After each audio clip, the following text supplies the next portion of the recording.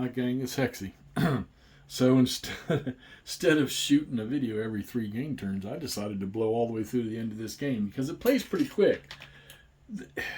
All right, so I think in my last video I talked about some things to keep in mind or lessons learned.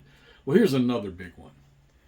You got units scattered all over the place, and while under specific or certain activations, a headquarters can activate their units within command range, and sometimes up to 3 independent or units from other formations that are also within their command range. So, okay, that's cool. You get to you can pull other people's units into a fight, which would make sense. However, the one thing I realized I wasn't very good at was when I brought in reinforcements or had troops scattered into different entry hexes or whatever, and their division or their corps was in another location of the map, is not getting them down there. Especially with for both sides. With the Russians, if you want to get massed attacks with as many units from a corps as you possibly can, you need to have them kind of all near each other. Not so much the case up here near Narva, because you got some units in here that some of their units are elsewhere.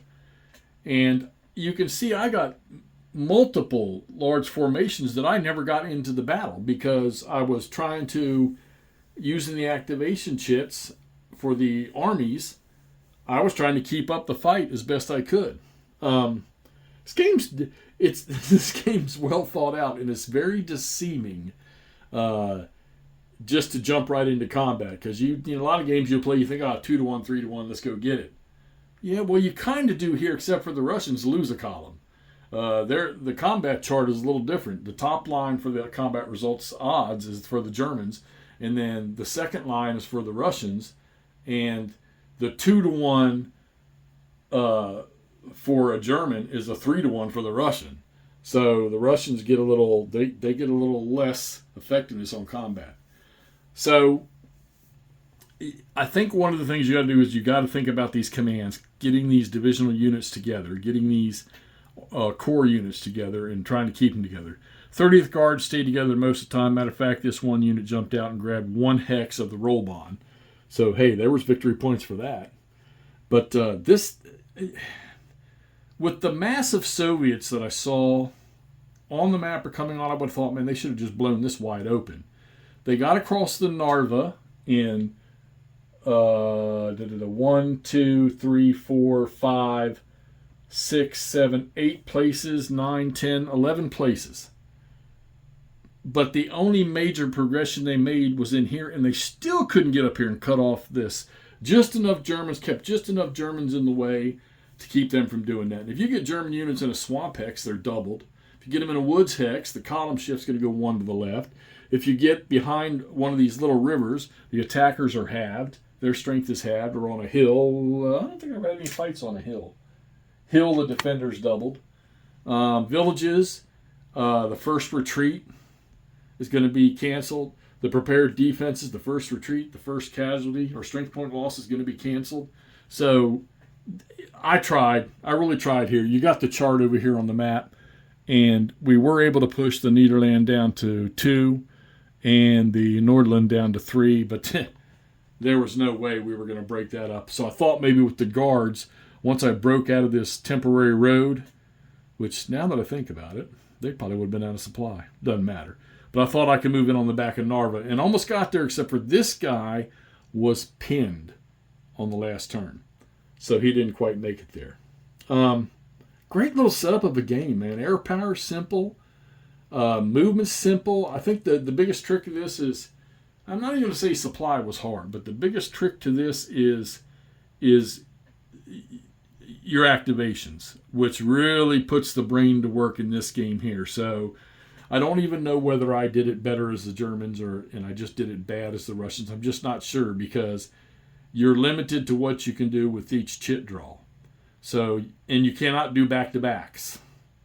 And sometimes you're wasting a shock army or an army chit draw in order to move an army headquarters forward, with the moving front. Like I had to do it for 59th. I had to waste a chit just to move him up here.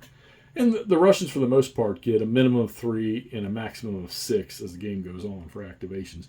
The Germans get 3 or 1, 2, and then 3, and then finally for the rest of the last 4 turns of the game, they get 4, which is their max. All right, and then you got random events, which I did hit 1 with the Stavka directive, which can be pretty brutal for the Russians because it's like having mandated attacks and free move stuff. Hit that a lot. Barrage hit quite a few times. Their specialty chits, I guess. Random events is a chit, and then you roll on a table which has like 11 items on it. Never really had supply issues. Like I say, though, now I'm thinking maybe these guys here would have been out of supply. But yeah, so you got victory points for Narva, which obviously none of those were taken. You got 2 victory points for capturing this hex up here, 2 for one of the Rollbahn hexes, 2 for Krivosu, which the Russians got, and then they got 1 victory point for every village west of the Narva. And here's what we came up with. 21 for capturing all those villages, and they got 26 total points. And if you go to the victory conditions in the rule book, 26 victory points, where is it? Is a German historical victory, just barely. So there you have it. Revolution Games. Stefan Ekstrom was a designer. This is from this is called Across the Narva. Fun to play. I understand there's more that are similar to this system, which I'm going to need to dig into on the Three Crown Games site, but I believe they're overseas. I wonder if you can get that stuff here in the U.S. All right, so it's going to wrap this one up. Hey, another game completed by Hexy, and so I told you all I posted about the sciatic pain. Well, pretty much the sciatic part in the back is pretty much gone. Now it turns out I got a torn hamstring. And dummy me decided to develop that wonderful pain even more by playing golf yesterday. So golf's now out of the question until this thing is completely gone. I won't even think about my golf clubs.